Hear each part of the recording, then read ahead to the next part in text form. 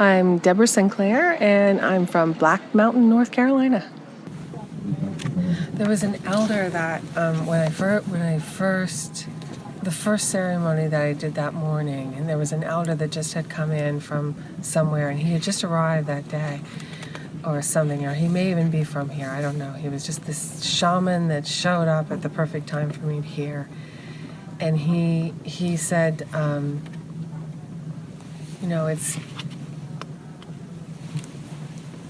it's really about the wisdom keepers, the people who have this ancient awareness, standing in the midst of ignorance and innocence.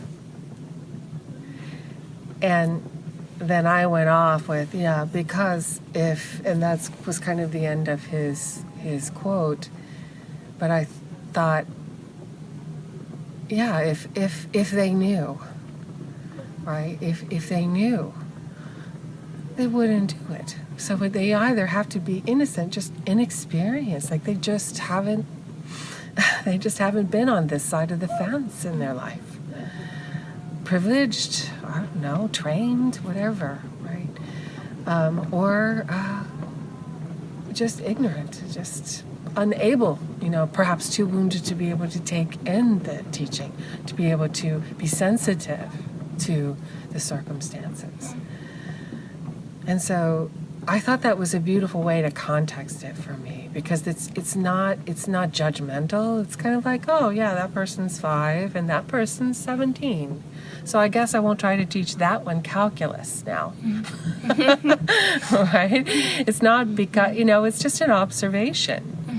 Right? So what they're hoping for, right, is that we get enough 17-year-olds in here who are ready for calculus now. And learning how to stand and truly, as someone who's coming from a Christian background, live what it means to turn the other cheek.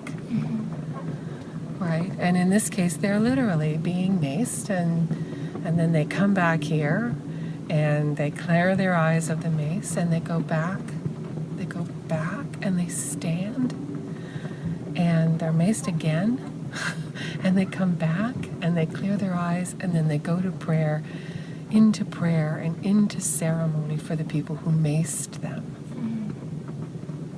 Right? And they're not even, I don't get even the slightest hint that they are defining themselves as victims. Right? Because that's the dualistic. Do you? I mean, I just don't get any sense of that. No, they're just in this situation and they're grateful for each day. And they're up at just before the sunrise, starting ceremony and prayer all day. So it's such a lesson because they're actually living in in this adversarial situation. It's not like, we go to yoga classes and it's like, okay, so we're just going to have this peaceful place, but we're in a peaceful place. Yeah. They're holding the peaceful place in their heart, in themselves, in a violent situation. What better example? And then all of this support, mental, emotional support, physical support, herbal support, indigenous support, so that when we are challenged, when righteous anger, justifiable anger is coming up, how can we be with that, understand that, not judge that, and also make sure it doesn't turn into throwing rocks at the police, right? Turning into that, joining the monkey mind, or the whatever, right? So it's they're living the prayer. They're living the prayer. And when they forget, they go back to an elder and say, I'm forgetting, or the elder comes to them and says, you're forgetting. And then they come back into prayer again. And there's generations of abuse, and the person who trained us in the 8-hour training, her mother was her was one of the ones who was taken to the boarding schools, right? And so when she wanted to have her children, she didn't know how to parent because her mother was taken away and never got to be parented, so she didn't know. So you just see this effect of the trauma, and it's here, it's here. And so there is substance abuse, there is some acting out, and there's wounding deep in the DNA.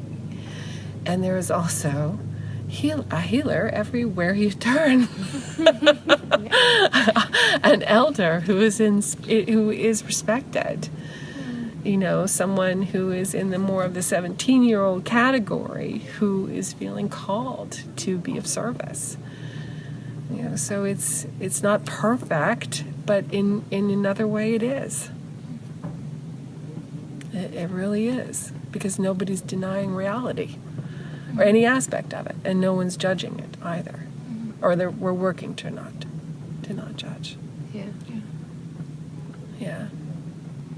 It's remarkable.